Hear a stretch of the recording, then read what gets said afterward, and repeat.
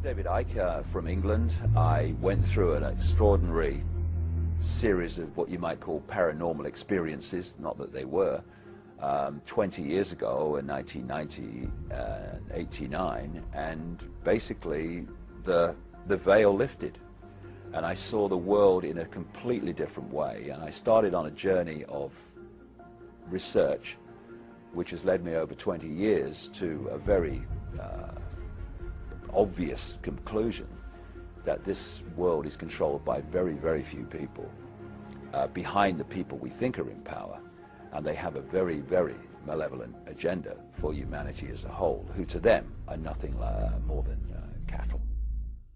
This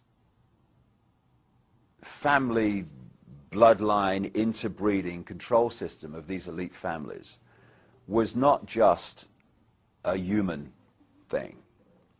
It went beyond that into entities that are anything but human. And it was only with the passage of the years and more research when I started to realize the nature of this reality that we're experiencing that made sense in how this structure is playing out. Just outside of the frequency range of visible light, there are entities that are anything but human who have been manipulating this reality, this world, for eons. And because they are working on, operating on a frequency that's different to ours, they have to manipulate our world through conduits. I mean, interfaces. For instance, when you see scientists in a laboratory, they want to work with material that's very dangerous. So the material will be in a big glass tank, and they will be outside the tank, and they'll put on those gloves, and they can work from outside the tank into the tank and do what they have to do. It's very, very similar in theme to what these Illuminati bloodlines have been bred for. They are bred to be the vehicles within visible light, this world that we experience, of these entities. And if you go back and you look at religious beliefs, etc., of the ancients and the accounts of the ancients, these entities, which go under different names, some people call them the serpent race, some people call them demonic. In the Islamic culture, they call them jinns, all different names, but the same entities. The bloodlines are interbreeding incessantly and have been right back to ancient Babylon and Sumer and Egypt, etc., and beyond, because they are holding a certain genetic code which allows the possession, another ancient common theme from as far back as you can track right to today, a genetic code which allows these entities to possess these particular bloodline families within the reality that we experience, and these families are therefore simply vehicles of these demonic entities. You research any of these families, be it the Rothschilds, the Rockefellers, Greenspan, Alan Greenspan, any of these people, you will go eventually into black magic, blood-drinking human sacrifice rituals where they make sacrifices to the gods. And these gods are these entities which feed off human energy and feed off human blood too. So people accept, yes, long ago people used to use human sacrifice to the gods, yes, and all the rest of it. And they think, oh no, we're kind of civilized now. Well, some of us are, but these bloodlines are not, and they're just continuing to do today covertly what they were openly doing in the past. And they are interacting with these entities all the time in their rituals. That's why they do all these rituals. That's why they drink the blood. And ultimately, they are possessed by these entities. And this brings about a simple situation. You've got the entities, let's call them demonic entities for want of a word. They're operating just outside of this visible light reality that we experience. They use the bloodline families as their vehicle to manipulate this reality. They take over their mental, what passes for their emotional processes, their physical processes. And what that means is when these bloodline families go into positions of power, what we're actually doing is seeing these entities go into those positions of power. And so the secret society network is there to manipulate these bloodline families and their agents into the positions that dictate society and the direction it goes and all the rest of it. And because we can only decode their visible light level, we see the human level. We see people under different names called Rockefeller and Rothschild and Bush and Obama and all the rest of it. But if we could see beyond visible light just a little bit, and some people can, you would see overshadowing these people anything but a human entity. And it's these entities that have passed through what we call history, and they have been the cement, the guiding force that has brought this conspiracy through to the present day. Because people have asked me in the past, quite rightly, I understand it, why would someone give their life to this conspiracy, this global takeover, in 1500 or 1650 or 1820, when they knew they were never going to be around to actually see it happen, which is what they're trying to do now, playing the cards they're playing now? The answer to that is they were just vehicles. These entities are the common force passing through history, which has led this conspiracy to where it is today.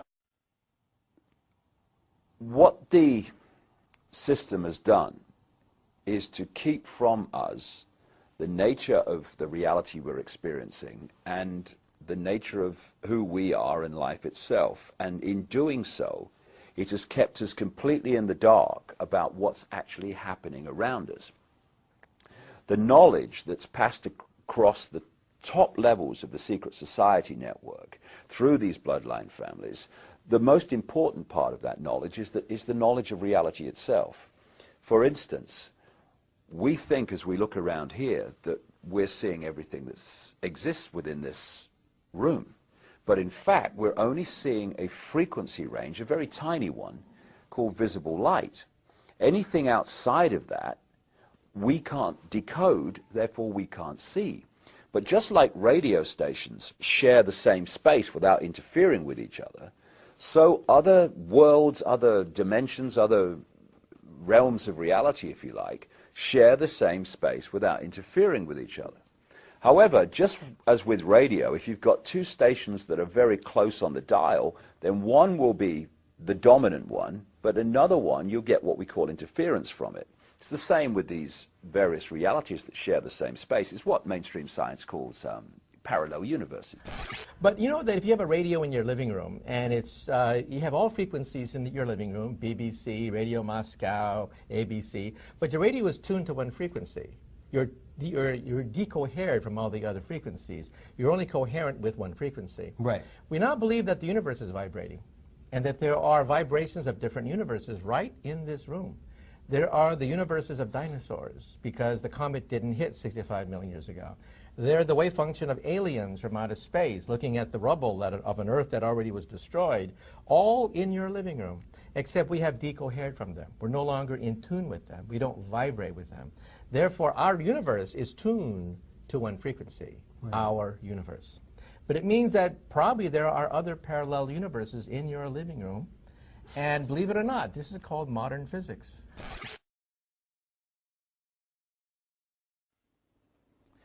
These reptilian entities seem to operate, and again, it's not just reptilian. There are many different kinds of entities that do not have a human form that operate just outside of human sight, and history has recorded them as demons and all this stuff. But the reptilian part of it seems to be very significant to the controlling systems on the planet today. And they operate just outside of visible light. Therefore, we don't see them in the normal course of events. That's just basically like a ghost. When you're looking at a ghostly figure, most of them don't look solid because they're operating just outside of your frequency. Just enough for you to perceive something, but not enough for them to appear to be have solidity. This is very similar to having a radio and it not quite being on the station. You can hear the station, but there's what we call interference, and it's not sharp. Visually, that's what's happening when people see these ghostly, ethereal-type figures. So shape-shifting is not the movement from a dense physical body to a dense physical body. It would appear from the endless research that I've done and people I've talked to all over the world and all the rest of it put together, my own experiences sometimes, that what we're looking at are these hybrid bloodlines. Because of the hybrid nature of the DNA, the software program, they have a vibrational sympathy with that which interbred with them. And this doesn't have to be physical interbreeding either, as I'll come to. And so these bloodlines can be, quote, possessed, their emotional, mental faculties taken over much more easily than the general run of the population does not have that hybrid DNA, thus that vibrational sympathy, compatibility between the two energy fields. So what they're doing in effect is using the secret society network they've set up to manipulate these bodies into power, but in doing so they're putting themselves into power because they're controlling the mental and emotional processes of these vehicles. Now, when we look at, say that's a major politician or something, when we look at him with our five-sense sight, we are going to decode that level of him that is operating with invisible light. So what do we see? We see a human. But behind him, just outside of that frequency range, we'd see something very different. And I've met endless people who've seen it, who do have that ability to move their visual frequency range further than the norm. So what is happening is, with shape-shifting, or one way that it's happening, is sometimes that energy field just outside of visible light moves in to that frequency range. It sometimes happens when this vehicle is going through great emotional turmoil. I've had that story told to me many times when people have seen this, the circumstances surrounding it. And at that point, this energy field enters visible light and becomes the prime forward energy field. And then it goes back again. To the observer, who is decoding that energy field through the brain and turning it into a physical experience, what he observes only in his head is human, non-human, human. Did you see that? But it wasn't physical. It was a change in the decoding of the brain of the energy field it's observing. So what we're looking at, I would suggest, but you know, people make of it what they will, are fields where we decode the human one, but behind it is another one that looks anything but human. And someone sent me this picture. I don't know who it's of, but he's got very reptilian-type eyes. And a friend of mine has been working recently with someone who's been involved in a big iris scanning technological program. Not something I agree with, I say, iris scanning, but what he found, and he's into none of this stuff, what he found as he, these people looked very closely at 2,300 eyes, to their amazement, in his estimation, about 4% of the eyes they looked at were of reptilian type and appearance. All over the internet, people started talking about this now, and these pictures are circulating. This might be probably is just a trick of the light, but it's very symbolic of what we're looking at. That was on the front of the 14 Times, taking the piss out of me. I thought, thank you very much, nice picture, I'll have that. Very symbolic. And it's all these other people and all that stuff. And another thing that you find is a number of therapists have sent me pictures. This is a common theme. Therapists working with satanically abused people, trying to get their minds back after all this abuse, and sexually abused people that have been in these mind control projects. And it's a very consistent theme that when these people who've been victims of this They use a lot of drawing to try to draw out their memories. Again and again, what they draw are people with reptilian eyes. These are actually drawn by a satanically abused person, and these were sent to me with their permission by their therapist. Again, Polanski, Roman Polanski, was talking from knowledge, shall I put it, when he made that film Rosemary's Baby in the 60s with Mia Farrow. And for anyone who doesn't know about that, if you can get hold of a copy, it's worth watching. Mia Farrow is pulled in unknowingly because they want her to interbreed with one of these non-human entities to give birth to a child of the bloodline. And this satanic group get hold of her and they put her under mind control and they, you know, impregnate her and stuff. And towards the end of the film, when she starts to realize what's going on, she goes into this apartment where it all went on, and memories start to come back, and she sees the baby she gave birth to in a non-conscious state, and you have a quick flash of it in the movie, and it's a reptilian baby with reptilian eyes. Well, Polanski should know, let's put it that way. All the way through history, you have this theme of possession and of fighting the snake or fighting the dragon and all the rest of it. That's the theme I'm talking about, and it's the software hybrid bloodline, which has led to hybrid people, possessed people, being in positions of power. So you look at the human level, but what's behind it?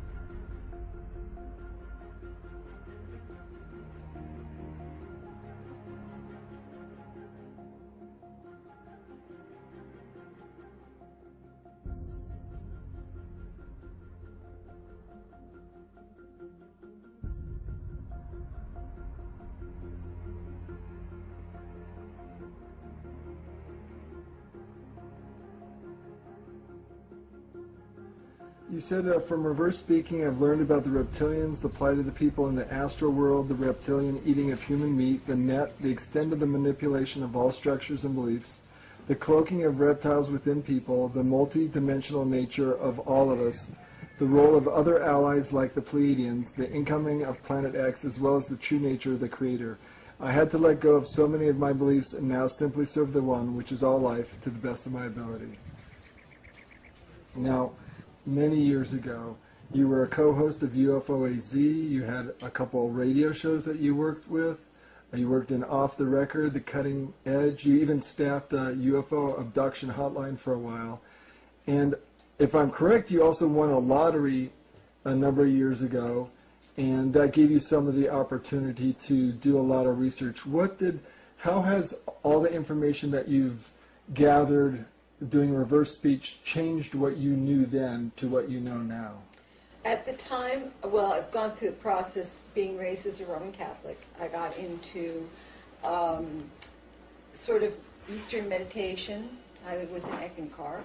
And then I went into the New Age. I listened to a lot of channeling and interviewing probably, I don't know how many hundreds of people over the time with the different, co-hosting the different shows. I heard practically every belief system available on this planet, and I subscribed to the fact that we were living here to learn, that this was part of the journey, that karma and reincarnation played into it, that there were different levels of reality, and that in our day-to-day reality, we can create our own reality through our intention, through our thoughts, through our beliefs. And I had to let most all that go. I found out that the near-death experience was a ruse, that we're in a net, we're in lockdown. This is not about karma and reincarnation. They reincarnate. This interdimensional reptilian race keeps us in a cycle. Well, do you feel like a messenger of sorts? You said at one time on your website, I never wanted to be a messenger. But do you feel like a messenger of sorts? Well, I feel like I stumbled upon this EVP and then reverse speaking. It just happened. Whether it was ordained or not, I don't know. I don't feel that this is anything special with me. It's not my great gifts or my big psychic ability. It's nothing to do with that. It's a technical modality that I happened upon, and my intention for the website was to try to get other people listening too, because the more the better. And you succeeded. That's the best part of this. And what does EVP stand for? It's electronic voice phenomena. It's capturing spirit voices on digital and tape recorders. And I found that really interesting, and I decided I was going to try to do this. And for 3 months, I never heard anything. And then Well, where'd you first hear about it? Well, years ago, I was on like a sighting show. I think that was the first time I'd heard anything. People would go out to like the Confederate cemeteries or different places and pick up voices, and I always thought that was very interesting. But I wanted to take it to a new level. I thought, well, I would like to really speak to spirit guides, extraterrestrials. Didn't know what I was getting into. Angels. I didn't want to just talk to dead people. I really wanted more, but it took me in a whole other direction. About reverse speech, you say, I, like virtually all of you, have been on the same quest and literally stumbled into EVP and reverse speaking. These open doors to me, I've heard it described as pulling aside the net for a glimpse out. It certainly has its limitations, but I've come to rely on this as probably the least corrupted source of information within this net, as there is no conscious control over it. We can't give ourselves reversals. It isn't conditioned by what we believe, nor what we have been taught. It is outside of time and reveals the past as well as the probable future, which is not cast in stone. In all of the 400 plus people I have listened to in reverse, no one has ever given a different story nor contradicted this basic information. Many add to it, but it is always the same story. Right. So you're starting to reverse EVP for the first time, and what are you discovering? That Francis was pretending to be my spirit guides, the elementals, the earth, that he and his little group of friends were jerking me around. And then they came up, once I started to get it, they admitted it and laughed, and they thought it was just a tremendous joke that I was so gullible. And that's when I tried to get rid of him, of course, but then he was not going to go. But it wasn't until I started really talking to him, and it just took a long time, because he wasn't the kind you could just sit down and have a regular conversation with. He really was quite mentally ill, actually. He had died of rabies, and I think that carried over into the other world. And but he would, if he was in a mood, he would answer my questions and about what life was like over there and all that. So the reversals, once I knew I could always catch a lie, I had a lot more confidence about talking to these people, because I knew that if they were going to jerk me around, I would catch it right away. And once they knew that, the lies stopped. One night, I'll never forget it, I was so disgusted with this whole thing, and I thought, everybody's telling me, just put the things away. Why are you doing this? You're jerking around with these lower astral people, and they're just liars and screwed up. And I laid there in bed, and I thought, why do I do this? And I had this thing happen to me, and one of those things you really can't put into words, but it was like I knew there was something I had to do, and I couldn't put it aside. And from then on, I stopped trying. And it's been a circuitous path, but finally, one thing, it was like the onion, opening up, trying to get to the heart of what all this layers of stuff was. Now, what types of people have you reversed, Peggy? All kinds of politicians, because they're making the decisions that affect everybody's life. lots of people in the UFO field, in the metaphysical field, just people on talk shows, friends, myself all the time, and lots of spirit people. What are some of the most astounding reversals from these people that you've heard? Some that really stick out. When I first heard that on the wedding of Charles and Camilla, when the reptilian said, "Yeah, I'm a wolf peg, but who's going to believe this?" It's such a bizarre story. I have lots of them. I have reversals from Pleiadians who used my voice to communicate with me. Lots of reversals referring to the One or God, and how things are going to be so much better in the right after we get through this, what's coming up. How do you think that happens, that the mind is able to transmit this information onto an electronic media? Well, I think it's new. I think it hasn't had a chance to be corrupted as much by the reptilians. Reptilians know our minds inside out and backwards, way more than we do. They're dreamscapers, they channel, they do, give us all kinds of visions, they dress up as angels, whatever. But this is new, and I don't think they saw the impact. They didn't see it coming. And given enough time, I guarantee you they'd corrupt it. They would find a way. But right now, there's times when it can be manipulated, but it's few and far between. And if people here and there and there and there and all are actually working with this, they're going to have a hard time with this because it's a new thing. They've had thousands of years to play with our minds. Now, you've also said that the reptilians are starting to have the capabilities of changing files in your computer. They have done that, but it's crude. They usually, say sexual things or threaten me. It doesn't happen very often with big voices. They can change EVP very easily, though. Now, you're the first person that I know of to reverse EVP. Are there others before you that have done that? I'd heard of others reversing, but obviously people are very fixated on wanting to speak to loved ones, and that's why I left AAEVP, American Association of Electronic Voice Phenomena, because people were sending files out of their deceased children, and all you have to do is reverse it, and oh my God, this was not their child. But they want to believe that. The people, Tom and Lisa Butler, are terrific people, but they have a lot invested in this. They were advisors on the movie White Noise. They've got books out. If they start reversing, they're listening to reptilians, I'm telling you, because I've been reversing their files. But people get invested in these things. They have too much to lose to hear the truth. What was life really like on the astral realm once he and his friends began sharing honestly with you, knowing that you had the reverse speech tool to find out whether or not they were lying to you? What did you begin to find out?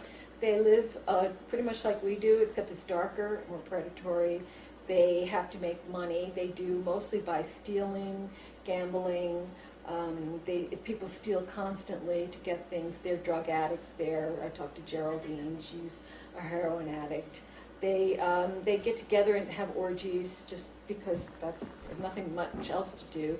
They try to get business deals going, which is usually kind of seedy stuff.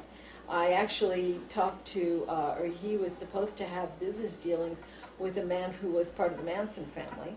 TJ? It was TJ. That didn't pan out. But it's very dark. It's very gangs, street gangs. He would talk about the gangs are in the city tonight. It was just not a place you want to be. How did Francis's friends on the other side treat him? They mostly didn't like him. He wasn't very popular because he was a pain in the neck. And what became of them? They all went to the Pleiades. Okay, now, before we get to that part of the evolution of what happened with you and in your contact with Francis, at one point you said you realized, and in your own words, that I just knew this had nothing to do with God, and you began to research this dark world, nothing to do with God, and you began to research this dark world, reading both the Egyptian and Tibetan books of the dead and lots of UFO material. What did you discover during that period? Well, the Egyptian and the Tibetan books of the dead both talked about alligators and in this nether world, that could consume you. But it was, I think it was Raymond Fowler who had written a book, mostly did the Andreasen Affair books, and he had this statement that said, and I never forgot it, he said that it could be that the UFO death is the ultimate UFO abduction. I'll never forget that line. Then I also read it, Linda Howe talked about these underground bases and how they could take the soul, manipulations of human beings done by these entities, and some of them were reptilian. And then the reptilians began talking directly with you. What were the nature of those conversations? Mostly threats, mostly threatening me. They either they wanted to rape me or kill me. That was pretty much the extent of it. There was it was interesting. They didn't catch on to reverse speaking for about 2 weeks. So whenever I would put on my recorder, there'd be one of them, and he'd be saying something to me. Now they use regular old American names, and one of them would say, I'd say, well, who am I speaking to? And he'd say, I'm an alien. My name is Ralph. And then I would turn it around real quick, and he goes, I'm lying. My name is really John. And I would say back into the recorder, you're not Ralph. Your name is John. And they go, oh my God, how did she know that? This woman they called me a seer, they called me a witch, they called me Ave Sophia, one of them said. They didn't know I was reversing. They'd never heard of this. That's why I'm saying it's new.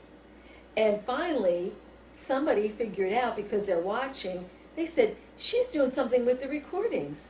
That's how she knows what we're thinking. And then they had to be very careful, because as soon as they would say something, which they always talk, I could turn it around and figure out what they were really thinking. So I had hundreds of them here, literally. They told me they were surrounding me, and we're going to, next time you go to the dentist, we're going to put a virus in your gum, we're going to insert cancer into your womb, we're going to rape you, we're going to, it was on and on. And they said, and now watch, she's going to sing for Jesus.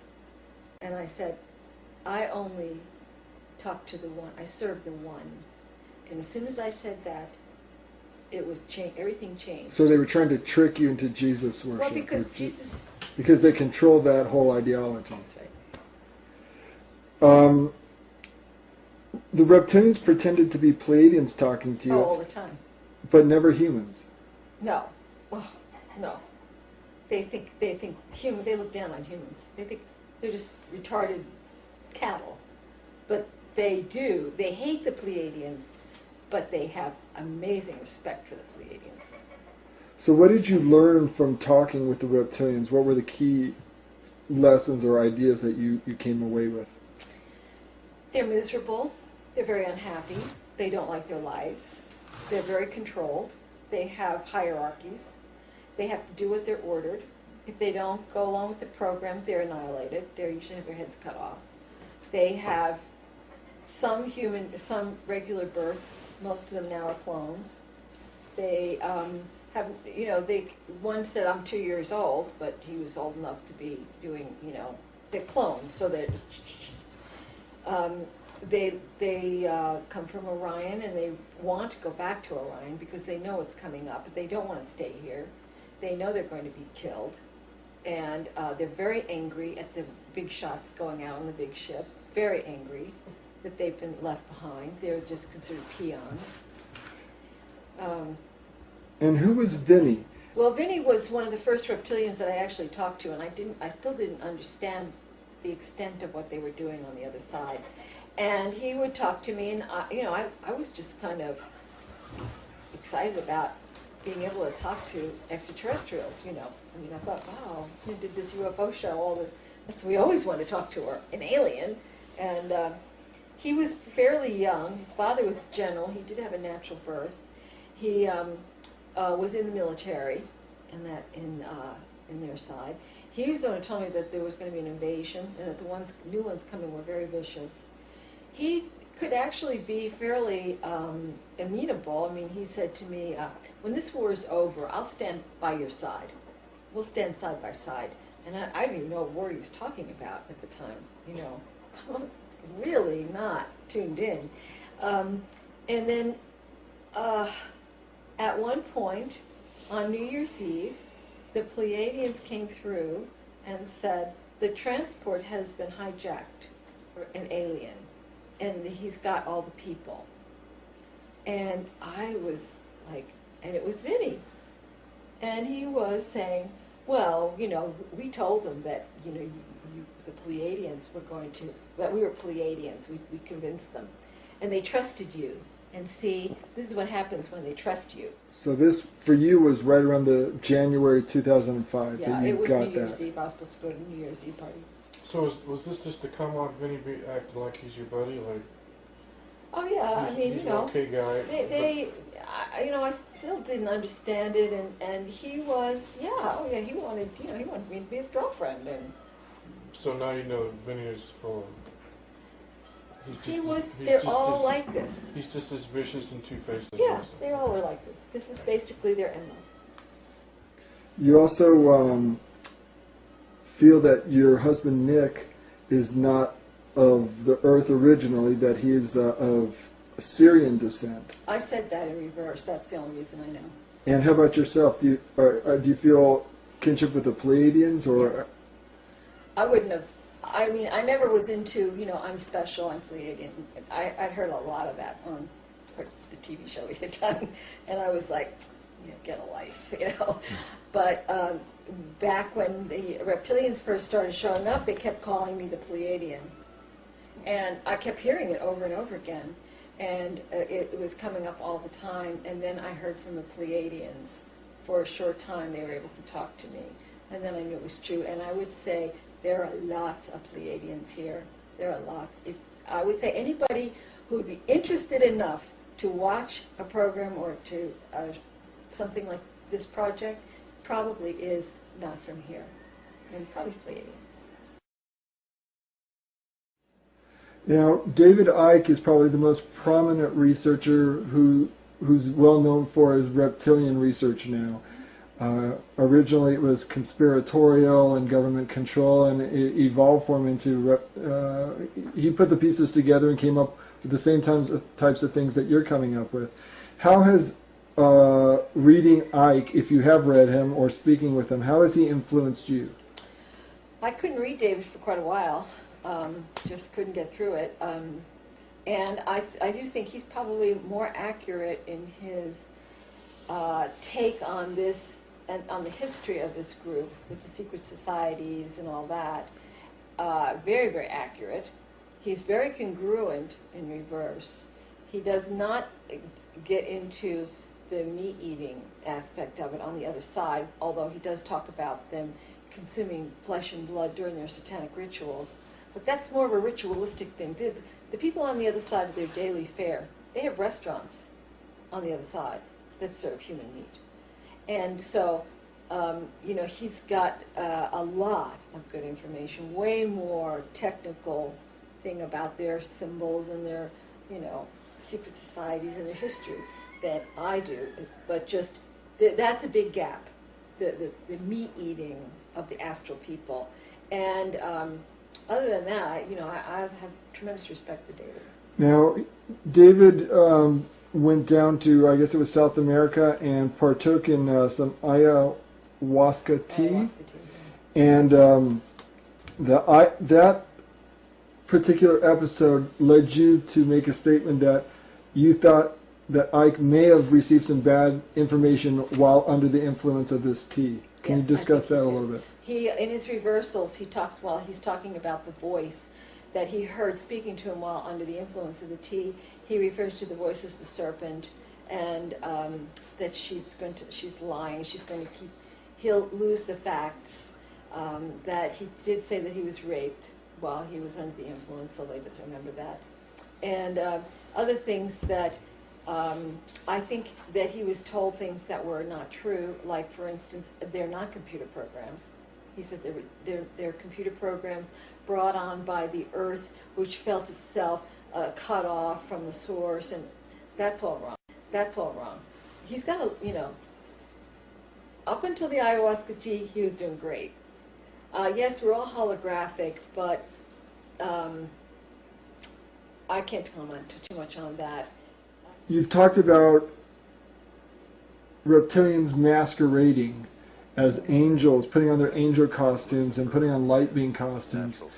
And that reptilians have engineered the near-death experiences to dupe humans, and that when spirit people die, they're actually propelled and dumped into the astral. Tell me about your take on the whole near-death and dying experience. I know that there are people who go into higher worlds.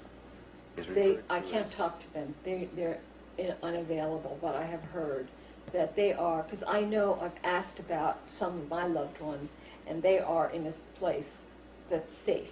They weren't grabbed and eaten. The people in the lower astral, I think, had problems in their lives, and for some reason the kids got in there too. I don't know how exactly why that happened. When they die, when I've reversed anybody talking about their near-death experience, even though it sounds wonderful in forward speech, it's all about rape, fright, abuse, being knocked around, being threatened, and then they reflect back your own spirituality. We all are very powerful and spiritual. They can manipulate the right temporal lobe and give you lights, camera, action, angels, visions. They can do, because they know our minds. So they erase the abuse, then they give you this beautiful vision, and that's what you come back with, except in your reverse speech part of the mind. That's where you remember what really happened. Now, Alex Collier talks about the reptilians being master geneticists, and initially having engineered the human race to be a slave race, a mining race for them, and that part of our DNA was taken out, and the reptilian mind, which is the reptilian complex, the R complex in the brain, being inserted there. And do you think this is the way that they're able to know the human mind and manipulate it, or do you have another take on that? I think that's pretty much right. Tell me about the masquerading as angels and light beings. Why would they do that, and how do they do that? They will scan your mind to see what you relate to. If you have a vision of angels with wings and, feminine, blonde, or whatever, they'll appear like that. If you are looking for an Eastern guru with a long beard, they'll give you what they know you would relate to. In reality, so they're master manipulators. They're shapeshifters. Whatever you think or whatever you're looking for, that's what you'll get. So people who are channeling angels. I've never heard any channeling that was pure. And how about a human hearing audible voices or whispers? That would be an implant, definitely. Does a television medium like John Edward, who has a syndicated TV show, is he channeling people who have passed on to the safe spot, like some of your relatives? Or is he channeling reptilians who are pretending to be loved ones, or is he just a fake? Well, the mediums, and I haven't done John Edward much. I just do a little bit, but I've done other mediums, and they're channeling reptilians. Who, when I say channeling, what happens is, if you're the sitter, there'll be a reptilian scanning your mind to see who you want to talk to.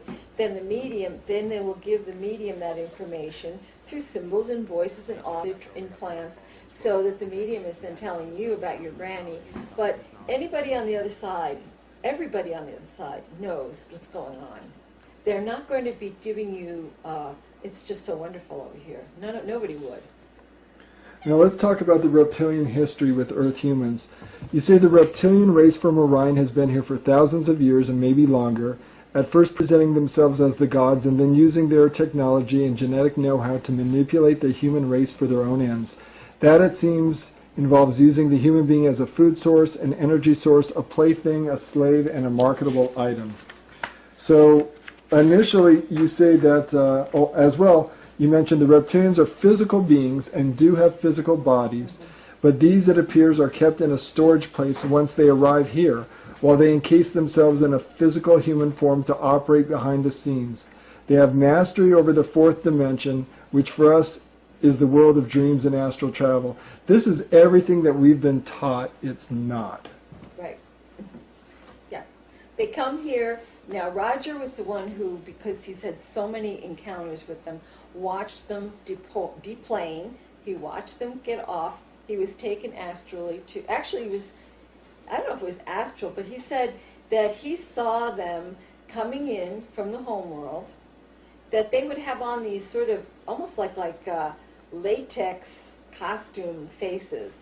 And they would use these while they're in transport, I guess not to get anybody's attention. They have physical bodies, which they may keep on when they're underground or in these bases, because people have said they've seen reptilians. That's when they're in the physical. But they found that if they can take off, get out, step out of their physical body, step into a human physical body, they can operate here behind the scenes, controlling and manipulating without any problem. So that's really how they do it. You said also that the reptilians found a planet in the Sirius system. Yes. What do you know about that? All I know is that I've heard this about 5 times, that there was an inhabited planet in the Sirius system, and there are Syrians here who are also in this fight. But they said that is fouled and uninhabitable. That the aliens or the owl fouled that planet.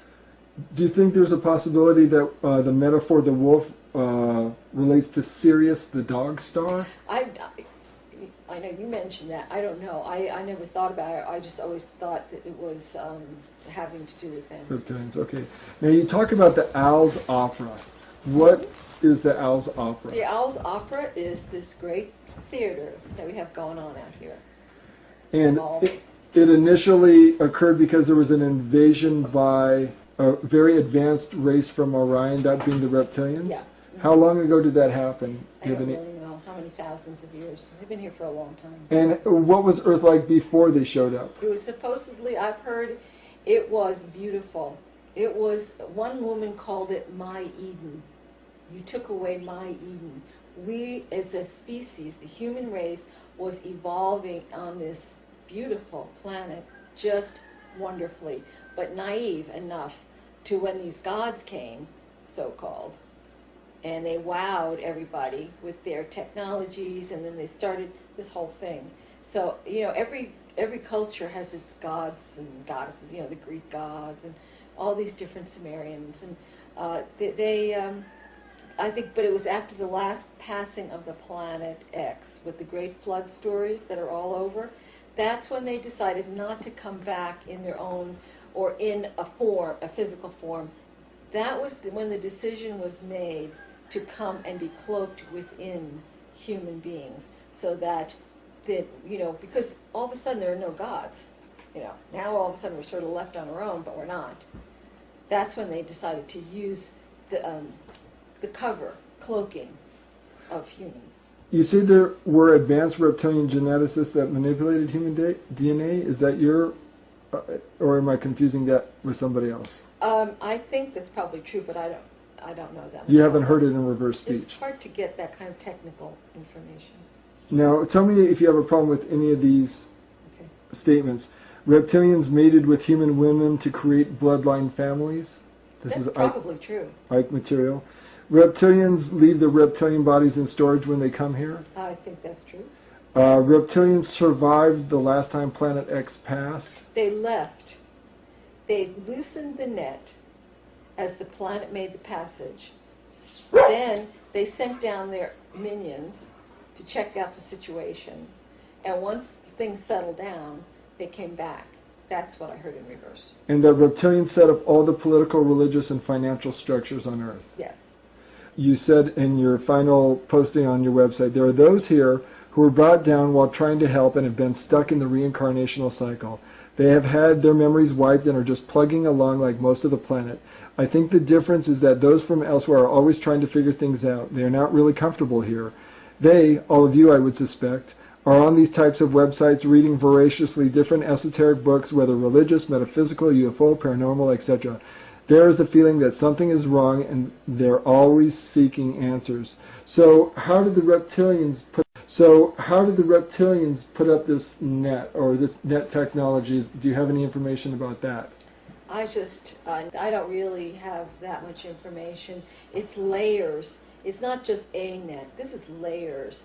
I think there's, one inside of the other. A Chinese box. Kind of that way. I know it's, I heard it referred to as the Martian net, so I think that this extends all the way to Mars. And I know that they use wormholes and portals in order to transport body parts and what have you from energy points here, probably portals or energy centers, which are there connected to wormholes. They use those to transport to Mars and to Orion. That is the one place that they're most vulnerable, because they're not real, they're sort of outside of the net in a way. So they were furious when I heard that, and I talked about it to the recorder, by the way. Yeah, you say reptilians want to keep us endlessly shut down, fighting amongst ourselves. How does that help them? Well, we never turn around to see who's creating the mess, and we just keep fighting each other. Now, regarding the reptilians, you've said, we've been handed belief systems, political and religious, which have been used to great advantage by this group to promote dissension, hatred, bigotry, and cause war. War has created benefits for this group on every level, but primarily it is a feast, as the fallen soldier, young, healthy, and filled with adrenaline and fear, is the favorite food source of this group. Once on the other side, the soldier is again faced with his death, and this time at the hands of leering reptiles mocking his sacrifice for a patriotic cause. Within the last few years, we have had an invasion of perhaps tens of thousands or even more of these new arrivals. Most of these are clone beings with no compassion whatsoever. They were given an extra Y chromosome in order to be more aggressive. I would say that this group is virtually all male, and in the past I have spoken to some of these entities who have been born naturally as well as females of their species, and it seems now the male cloned reptilians are dominating the interdimensional world. This started happening in September 2004, you say, where these large numbers started coming from Orion. How can reptilians play with the mind of a human? How can they mind hack to find out what scares us? They have specialists. They're specialists in all different fields. Not all of them, they don't all read minds. They have specialists that read minds. They have others they have labs where they work on their technologies to do different things. They had a whole group that really perfected the near-death experience. I mean, because in the past it wasn't called upon that often how many people were resuscitated, not very many. So it was just in recent times. So they put forth a great effort to be able to create this whole thing, so that we're having this now. We have millions of people having this experience. They have specialists. They have just the minions. They have the soldiers, the workers. They just have. It's very structured, just kind of like here. And are reptilians stealing fetuses from human mothers? Oh yeah. For what purpose? They eat them. Well, now, there's two purposes. If they're just human, they're food. If they're hybrids, if they're Pleiadian, they're trying to get Pleiadian hybridization. They want Pleiadian DNA badly. That's why with my friend who's a Pleiadian, he's raped continuously. They have told me they have hundreds of his offspring. Hundreds that they have created, because they want that genetic material. Now, when humans kill each other, you say the reptilians feast. They wait. They told me you make war, we plan the wars, you fight, and we dine. And I have a reversal that says in World War II, when Bush was talking to the war vets, he says, we ate so many, then we hiccuped. This is why we have war. Strictly, well, there's different reasons. They can make money and it's control, but it's mainly to eat. So do they instigate murders as well? Oh, yeah.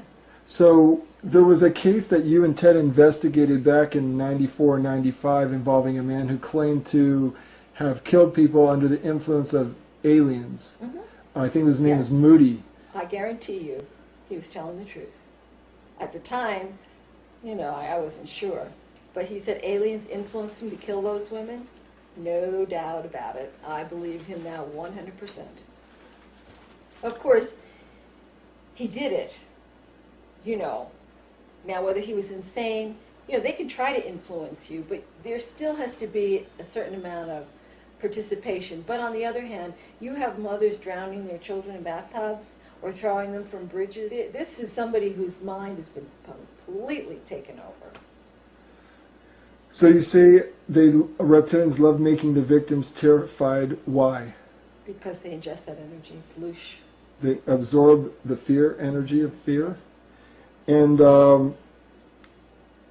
reptilians are very aggressive and threatening, and they use rape, and they're geneticists and mind manipulators.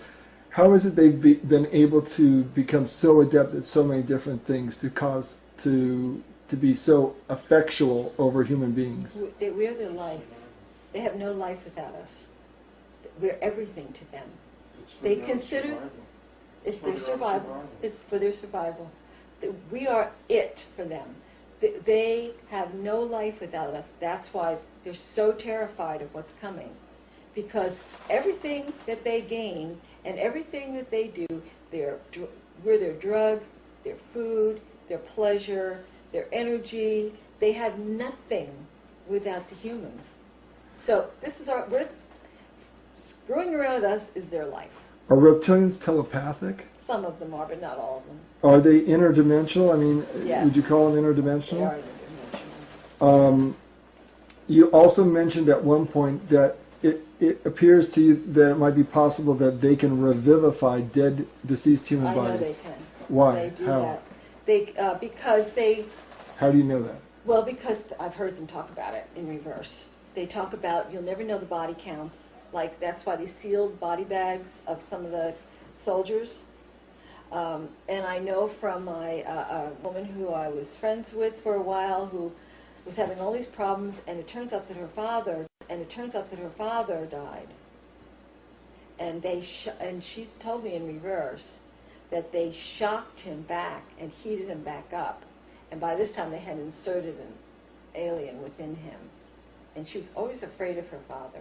And it was a very difficult relationship. But they use and revivify dead people. If they're not too bad, they can bring them back. They prefer that to cloning, I believe. I think clones fall apart too easily. Clones don't seem to hold up. Yeah. Now let's talk about the religious involvement here. Religions, you say, were set up to give us a reason to fight, and the reptilians have created this sinner mentality. Mm-hmm. And why did they do that? Well, because it gives them an excuse to punish, torture, and they use the idea of well, it's like the people who they send into the lower astral.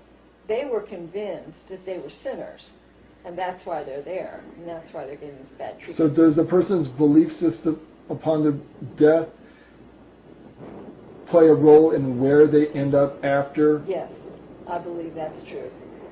And so if they program us to have a certain belief structure, and they believe that they're sinners and they're not worthy, they're going to end up in the lower astral and end up being food for the reptilians. I think that's how it works, yes. How is that? You say the Catholic Church is heavily infested with reptilians, mm-hmm. and the Catholic Church agenda and the reptilian agenda coincide, and that pedophilia is part of that whole scenario too. Correct, yes. Elaborate more on the Catholic Church's involvement. Well, I think when you have a power structure that controls huge masses of people, that's a reptilian agenda there, whether it's government or religious. Now you've got, the Catholic Church controls the lives of many, many people, but it also can set up the sin, hell, purgatory scenarios so that then, if you are a sinner and you die, then okay, you expect that you're going to suffer, and they're glad to help you out with that. They also, again, I think with the priests and all, they are, a lot of them are seated. and then that's where pedophilia and child abuse and all those things come into play. Are you familiar with Salvador Fresedo, the Jesuit priest who showed up at the first UFO Congress that Wendell held here in Tucson?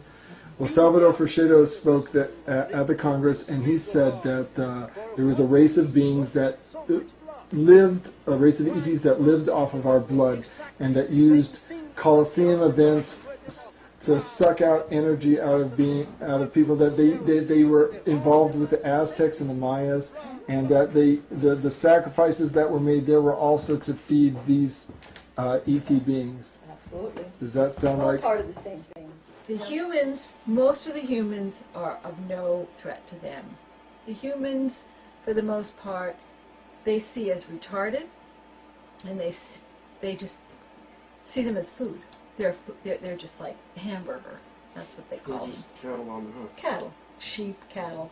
Now the Pleiadians who got stuck here, that's a different story. They know that we're all trying to wake up. We're the ones who are doing this on these websites, trying to figure things out. You know, even if they get channeled into something very religious, it's usually just always trying to question what is going on here, whereas other people just, you know, they're at the ball game or the mall or the, you know, whatever. It's just like in the Matrix. It's just like Morpheus trying to explain the Matrix to Neo, right?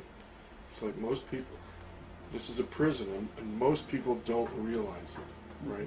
Yeah. But it's like there's some of us that it's like a splinter in the mind. You know that something's wrong here. Something doesn't work about this place.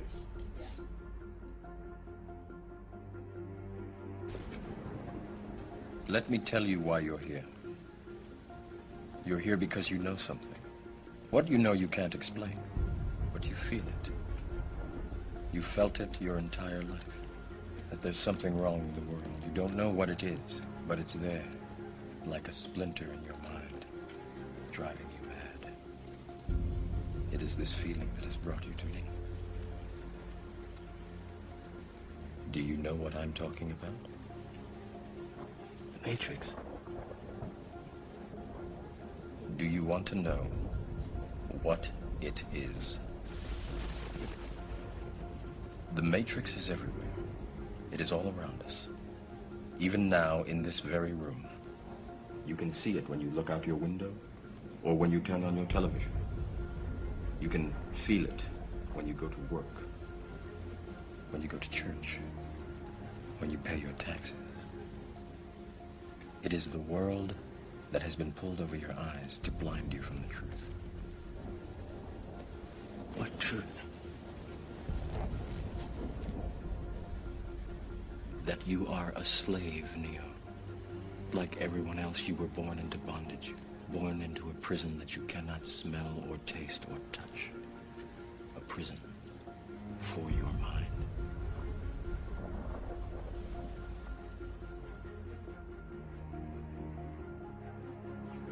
The Creator is furious with this reptilian race, which has looted, raped, and murdered, and set themselves up as God. They have claimed to be God, and most of the planet is bowing down to dragons in disguise. But this is the power of the one source. Without that great force, this world would turn into the blackest of nightmares. I have heard what this race had in store for us. Microchips, prison camps, slavery, a constant food source, while they donned their true bodies, changed our environment, and walked the earth as lords and masters.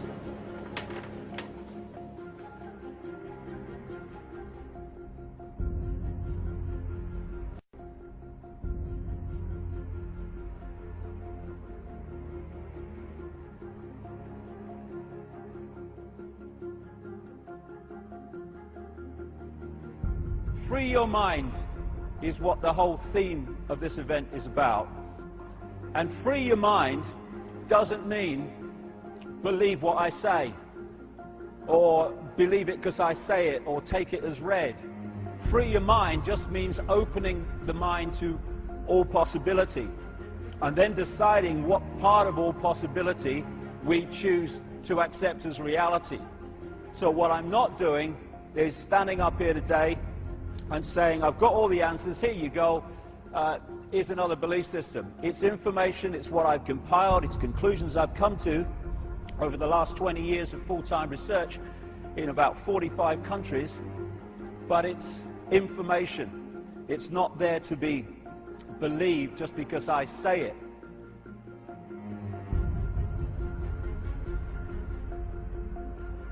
What would oneness do? That's the question. If we were in that oneness state, what would it do in this situation?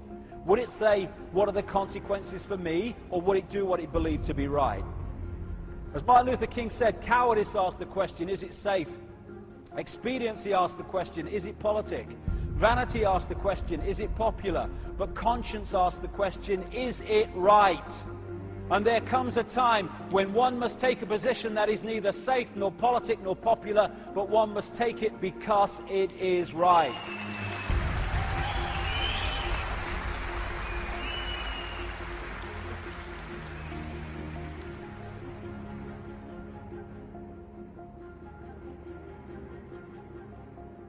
Infinite love, infinite consciousness. The existence of an infinite consciousness is the only truth. Everything else is illusion. It's the imagination of that consciousness made manifest. Gandhi said, strength does not come from physical capacity. It comes from an indomitable spirit, an inspirable will. And that's the will to do what we know to be right, both for ourselves and for the greater good, because we are ourselves and we are the greater good. Getting out of this thing, fearing what other people think, fearing our shadow, fearing anything. We are infinite consciousness, having it experience. There's nothing to survive. There is nothing to fear.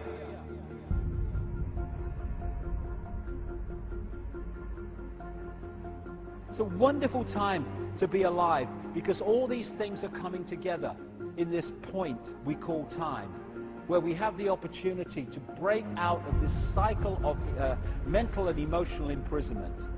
We're being offered the key with knowledge, with understanding, with the gathering, opening awareness, and with the energy change that's underpinning that. It's now a time for us to decide if we're going to take the key and turn it, with all the implications that has for the challenges in this reality, but my goodness me, the freedom of becoming and returning to the true magnitude of who we are, and leaving behind this false identity that we have been manipulated to believe is us.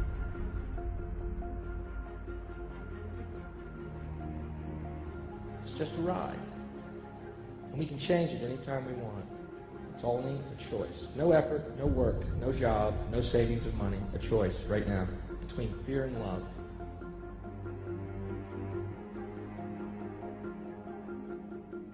Fear and love.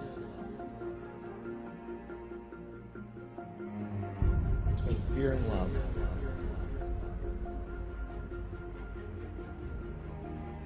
Between fear and love.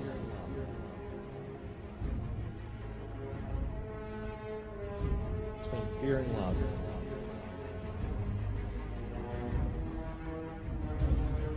Between fear and love.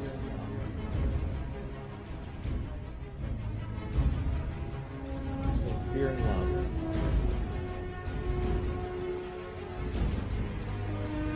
Between fear and love. Between fear and love.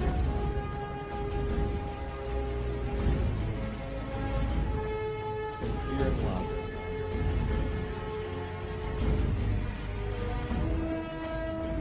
Fear and love.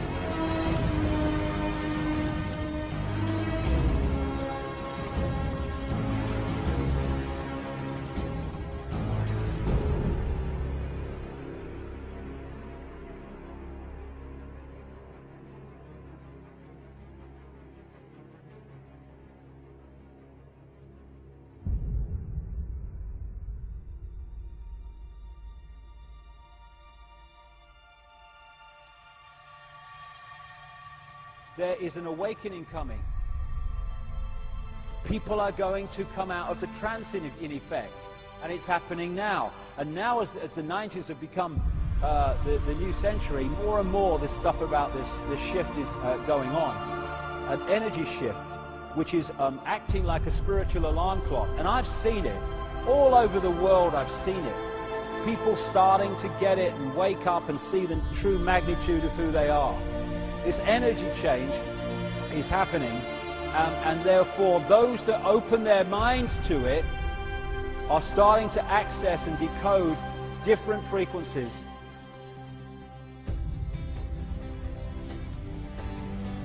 Deep in my heart, I do believe we shall overcome. Though I join hands so often with students and others behind jail bars singing it, we shall overcome. Sometimes we've had tears in our eyes when we joined together to sing it, but we still decided to sing it. We shall overcome. Oh, before this victory's won, some will have to get thrown in jail some more, but we shall overcome. Don't worry about us. Before the victory's won, some of us will lose jobs, but we shall overcome. Before the victory's won, even some will have to face physical death. Physical death is the price that some must pay. To free their children from a permanent psychological death, then nothing shall be more redemptive. We shall overcome. Before the victory's won, some will be misunderstood and called bad names and dismissed as rabble-rousers and agitators, but we shall overcome. And I'll tell you why. We shall overcome because the arc of the moral universe is long, but it bends toward justice. We shall overcome because Carlyle is right. No lie can live forever. We shall overcome because William Cullen Bryant is right. Truth crushed the earth will rise again. We shall overcome because James Russell Lowell is right. Truth forever on the scaffold, wrong forever on the throne. Yet that scaffold sways the future. Behind the dim unknown standeth God within the shadow, keeping watch above his own. We shall overcome because the Bible is right. You shall reap what you sow. We shall overcome. Deep in my heart, I do believe we shall overcome. With this faith, we will go out and adjourn the councils of despair and bring new light into the dark chambers of pessimism.